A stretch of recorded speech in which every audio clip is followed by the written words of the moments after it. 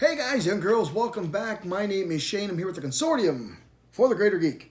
Here with another episode of the Toy Bin. First and foremost, guys, thank you for the emails left and right we've been getting. You've been happy with a lot of our reviews. We appreciate that. It's been a while since we've done a review, so I apologize. Life has gotten in the way, but I'm going to fire up the reviews again. We're going to get everything back on rolling, really get our YouTube page up and flying. So today we're going to take a look at the new Transformers War for Cybertron Siege line. This has been a very solid line so far. And this one I grabbed, this is one of my favorite characters from G1, which is Autobot Hound.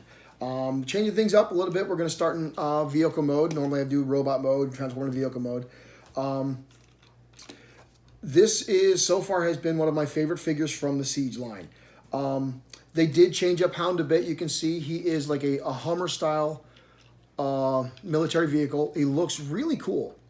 The only drawback to vehicle mode is the plastic tires. I really wish they do rubber, but beggars can't be choosers.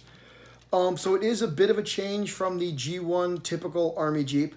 We are getting a Masterpiece Hound, which I'm super excited for, and he looks exactly like he did in G1. But this is a really nice update. Again, military style Jeep. You can see a lot of the decent detail in there. He does have a couple seats inside there. There's no steering wheel, which is kind of a bummer, but I guess it probably wouldn't fit with the where the transformation goes. Some of the cool accessories that he comes with is he's got this little spare tire on the back, and all his accessories clip right on, which is great, and they can actually move around. And most of the Transformers, I'm not a fan of when they stick their guns on top of the toys.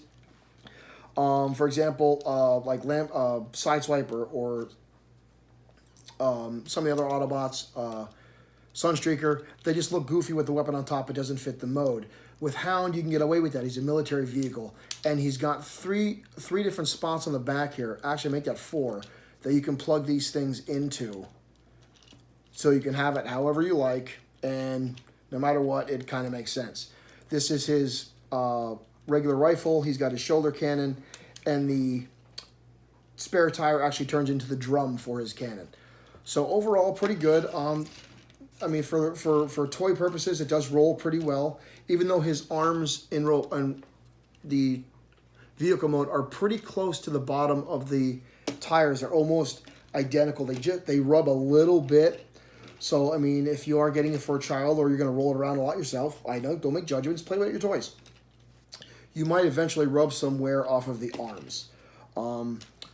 Another big plus is, as usual, the Autobot insignia and all the decals. They're not really decals, they are painted on, which is nice. At first, I did think this Autobot insignia was a decal because it's kind of raised a little bit, but it's not. It's actually painted on.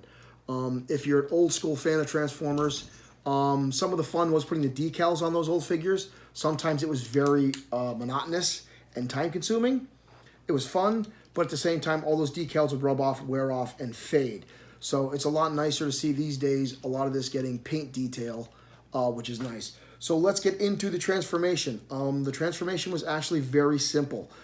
A lot of it is very straightforward. So let's take off all the accessories first. We'll get the tire off. We'll get the shoulder cannon off. We'll get that off. Now the top roof here, the outline, the frame is all one piece. It will fold in on itself, which is very nice. First, we'll start off. There are these 2 doors on the side here, and they just flick up.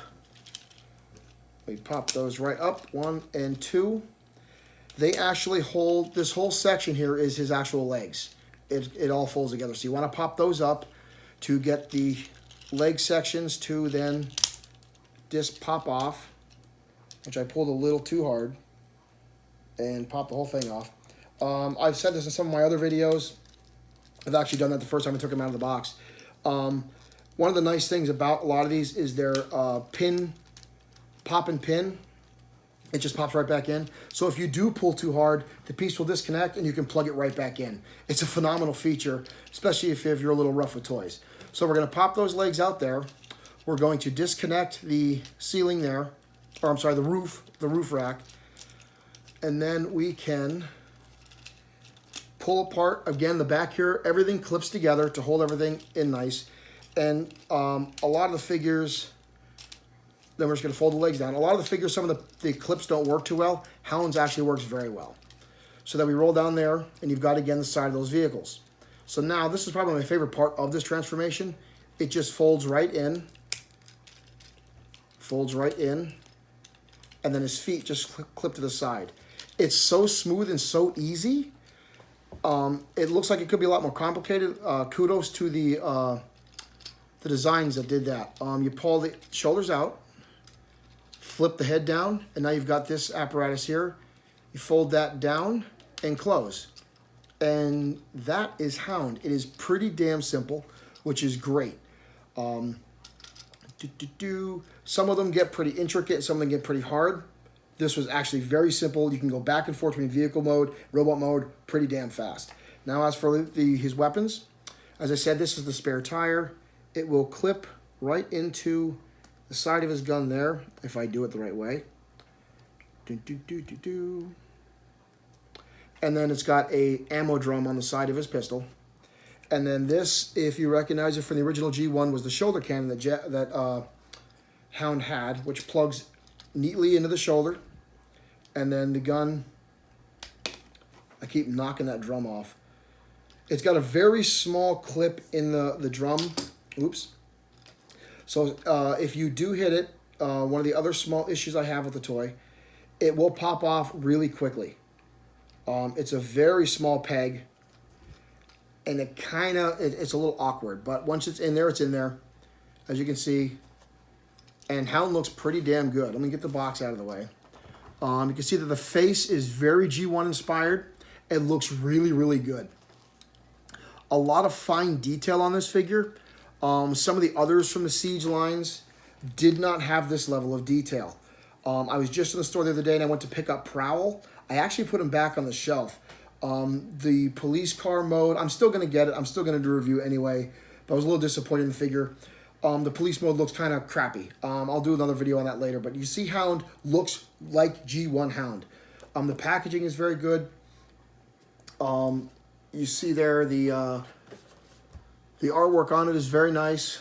And they've all got this sleeve in the back, which is kind of the Siege design. You can actually take those out and put those behind figures if you want to on a shelf. I'm going to try to link them all together when I get enough shelf room and have a nice background.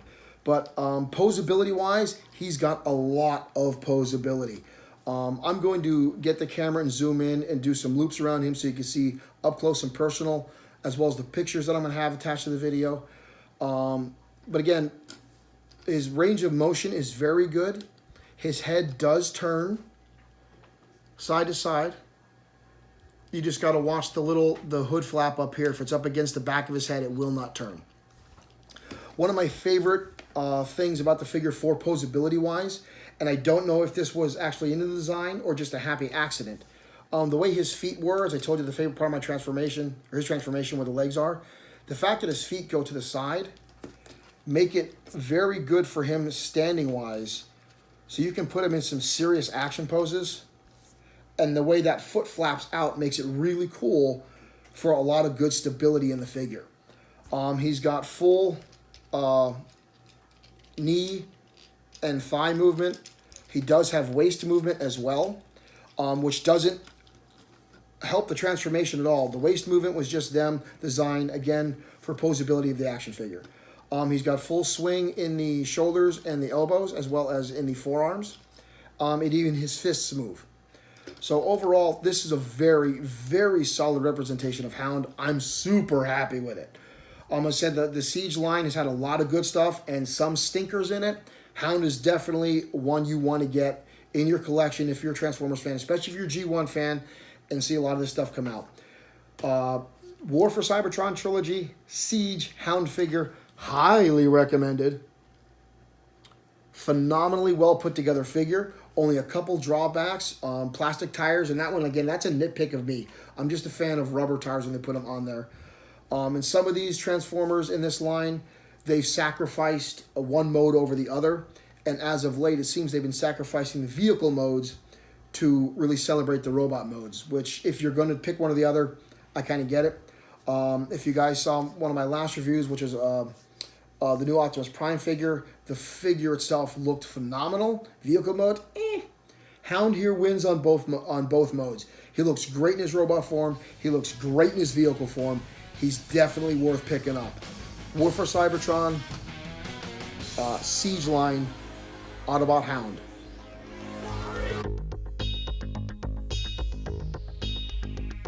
In a cold, faraway world, a battle is raging between evil and good. From the stars that came here to earth, caught in their struggle through the whole universe.